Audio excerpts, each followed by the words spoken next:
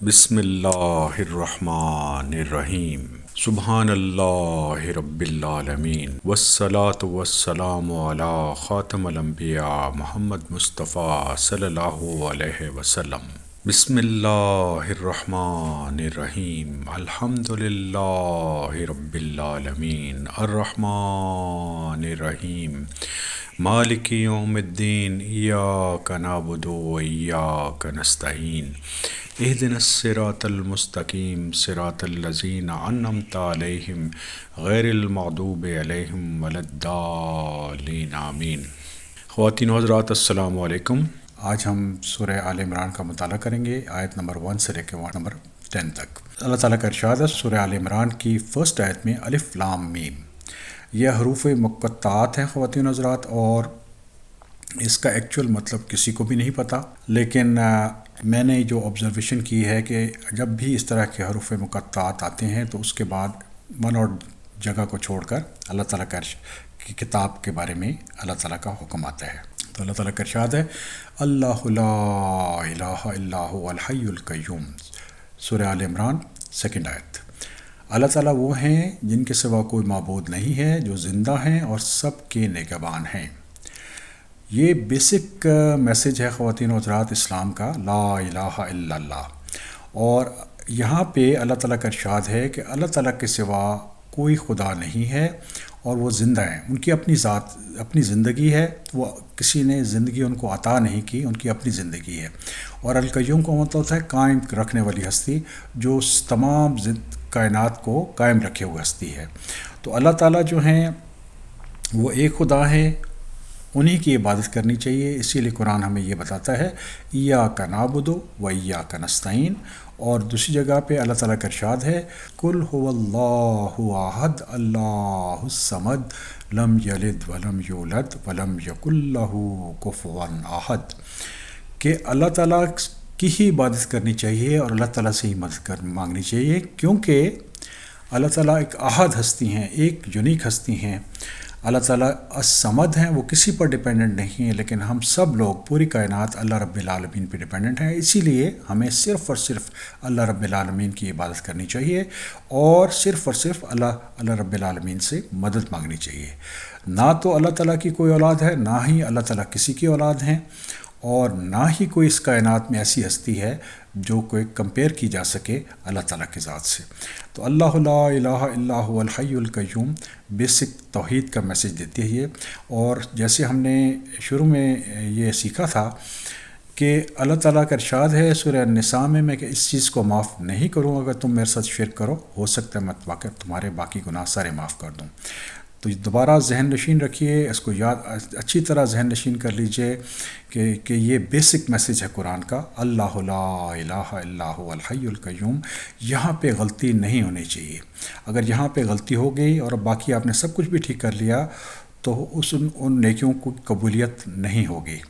سورہ آل عمران آیت نمبر 3، جس نے آپ پر حق کے ساتھ اس کتاب کو نازل فرمایا جو اپنے سے پہلے کی کتاب کو تصدیق کرنے والی ہے، اور اسی نے اس سے پہلے تورات اور انجیل کو اتارا تھا۔ نزل علیک الکتاب بالحق مصدقا لما بین یدیہ وانزل التوراۃ والانجیل۔ تو اللہ تعالیٰ نے یہ کتاب قرآن پاک جو ہے وہ حق سے اتاری ہے، اس کے اندر حق ہے۔ جب بھی آپ قرآن کی تلقین کریں گے تو آپ حق کی تلقین کر رہے ہوں گے، اور یہ کتاب تصدیق کرنے والی ہے کہ تورات اور انجیل بھی اللہ تعالیٰ کی اتاری ہوئی کتب ہیں۔ ہم مسلمان نہ صرف قرآن پہ یقین رکھتے ہیں بلکہ تورات اور انجیل پہ بھی پر بھی ہم ایمان لاتے ہیں۔ ان کتب میں جو پرابلم ہو چکی ہے وہ یہ ہو چکی ہے کہ لوگوں نے اپنے ہاتھ سے ان کے اندر بہت زیادہ چینجز کر دی ہیں۔ اسی لیے قرآن ہمیں یہ بتاتا ہے کہ قرآن مہیمن ہے، جہاں پہ ان کتابوں کا ڈفرنس آئے گا تو فیصلہ جو ہے وہ قرآن کرے گا۔ آیت نمبر 4، اس سے پہلے لوگوں کو ہدایت کرنے والی بنا کر، اور قرآن بھی اسی لیے اتارا جو لوگ اللہ تعالیٰ کی آیتوں سے کفر کرتے ہیں ان کے لیے سخت عذاب ہے، اور اللہ تعالیٰ غالب ہیں بدلہ لینے والے۔ تو اللہ تعالیٰ نے لوگوں کی ہدایت کے لیے اس سے پہلے بھی فرقان کو اتارا۔ فرقان کا مطلب یہ ہوتا ہے کہ آپ نے جج کر سکیں چیز کو، what is right from what is wrong. اور جو بھی اللہ تعالیٰ کی آیات کا انکار کرے گا ایسے آدمی کافر ہے اور اس کے لیے بہت شدید عذاب ملے گا اس کو۔ کافر جو ہے اس کی شروع کی زندگی شاید کچھ بہتر گزرے، لیکن جیسے جیسے ٹائم گزرتا ہے تو اس کی زندگی تباہی کی طرف جاتی ہے، اور آخرت میں تو اس کو انشاءاللہ بہت شدید عذاب ملے گا، کیونکہ اللہ تعالیٰ عزیز ہیں ذو الانتقام۔ اللہ تعالیٰ کا ارشاد ہے سورہ آل عمران 5 آیت، یقیناً اللہ تعالیٰ پر زمین و آسمان کی کوئی چیز پوشیدہ نہیں ہے۔ تو اللہ تعالیٰ نے یہ کتاب قرآن شریف اور اس سے پہلے کی جو کتب عطا فرمائی ہیں وہ لوگوں کو ہدایت کے لیے بھیجی ہیں، اور لوگوں کے اندر یہ واضح ہو جانے کے بعد کہ وہ یہ حق ہے، اگر وہ اس پہ ایمان نہیں لائیں گے تو اللہ تعالیٰ کی طرف سے ان کو شدید عذاب ملے گا، کیونکہ اللہ تعالیٰ تو دلوں کا حال بھی جانتے ہیں، اور اس زمین و آسمان میں جو کچھ ہے وہ اللہ تعالیٰ کے علم میں ہے۔ سورہ آل عمران آیت نمبر 6، وہ ماں کے پیٹ میں تمہاری صورتیں جس طرح چاہتے ہیں بنا دیتے ہیں، اور ان کے سوا کوئی معبود برحق نہیں ہے، وہ غالب ہیں اور حکمت والے ہیں۔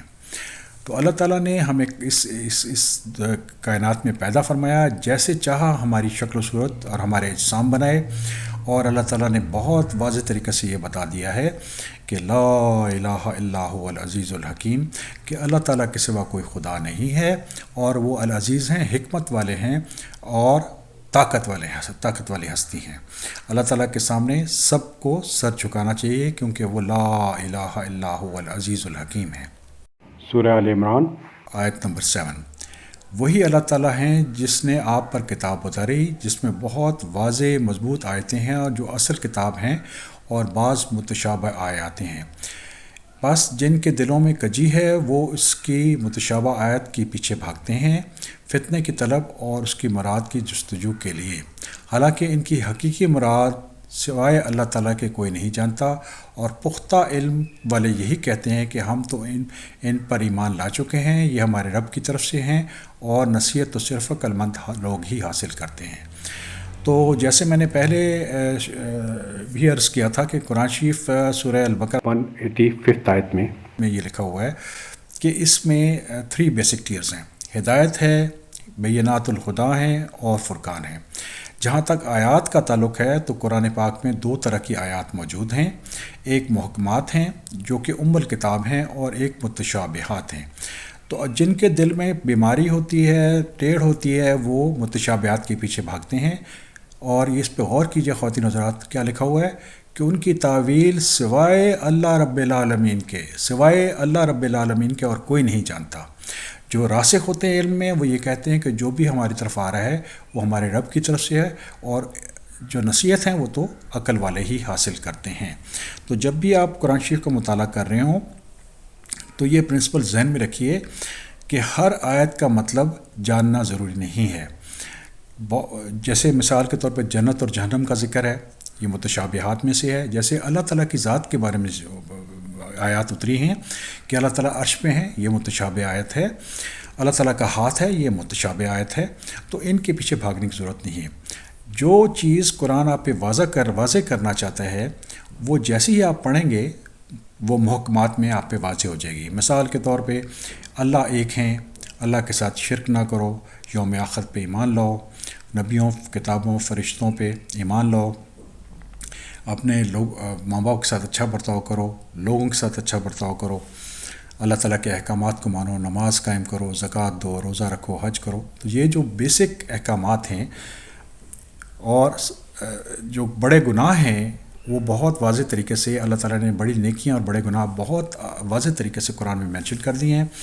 تو ہمیں چاہیے کہ ہم بڑی نیکیاں کریں، بڑے گناہوں سے بچیں، اور متشابہات کے پیچھے جانے کی بجائے محکمات کو مضبوطی سے تھام لیں، کیونکہ جیسے میں نے عرض کیا تھا اور ابھی میں نے آپ کو پوائنٹ آؤٹ کیا ہے کہ متشابہات کا علم صرف اور صرف اللہ تعالیٰ کے پاس ہے، تو ان کے پیچھے بھاگنے کا کوئی فائدہ نہیں ہے۔ ہمیں محکمات کی طرف توجہ دینی چاہیے، یہی حکمت ہے۔ سورہ آل عمران 8 آیت۔ اب ہماری دعا ہے رب العالمین سے، جو ہمیں رب العالمین نے دعا سکھائی ہے، اے ہمارے رب، ہمیں ہدایت دینے کے بعد ہمارے دل کو ٹیڑھے نہ کر دیں، ہمیں اپنے پاس سے رحمت عطا فرمائیں، یقیناً آپ بہت عطا کرنے والے ہیں۔ ربنا لا تزغ قلوبنا بعد اذ هديتنا وهب لنا من لدنك رحمة انك انت الوهاب۔ تو اللہ تعالیٰ کا بہت خوبصورت نام ہے الوہاب، تو یہ ہمیں اب دعا میں استعمال کرنا چاہیے، اور اس دعا میں ہمیں خاص طور پہ اس لیے استعمال کرنا چاہیے کہ جب ایک دفعہ انسان ایمان لے آئے تو اس کے بعد صراط مستقیم پہ چلنا بہت مشکل کام ہے، اور یہ صرف وہی لوگ چل سکتے ہیں جن پر اللہ رب العالمین کا خاص فضل ہو۔ تو جب آپ ایمان لاتے ہیں، وہ اس وقت آپ کے پاس چوائس ہوتی ہے کہ کیا آپ اللہ تعالیٰ پر ایمان لانا چاہتے ہیں یا نہیں لانا چاہتے۔ جب آپ نے وہ راستہ چن لیا، اپنا سر جھکا دیا رب کے سامنے، تو اب یہ بھی دعا بہت ضروری ہے کہ ہمارے رب ہمیں اسی راستے پہ چلاتے رہیں، کیونکہ راستے پر شیطان بھی بیٹھا ہے، ہماری خواہشات بھی ہوتی ہیں، اور اس سیدھے راستے سے انسان بھٹک سکتا ہے۔ اس لیے اللہ تعالیٰ نے ہمیں یہ دعا سکھائی ہے کہ ہمارے رب ہمیں ہدایت دینے کے بعد ہمارے دل کو ٹیڑھا نہ کریں، اور ہمیں اپنی طرف سے رحمت عطا فرمائیں۔ سورہ آل عمران 9۔ اے ہمارے رب، آپ یقیناً لوگوں کو ایک دن جمع کرنے والے ہیں جس کے آنے میں کوئی شک نہیں، یقیناً اللہ تعالیٰ وعدہ خلافی نہیں کرتے۔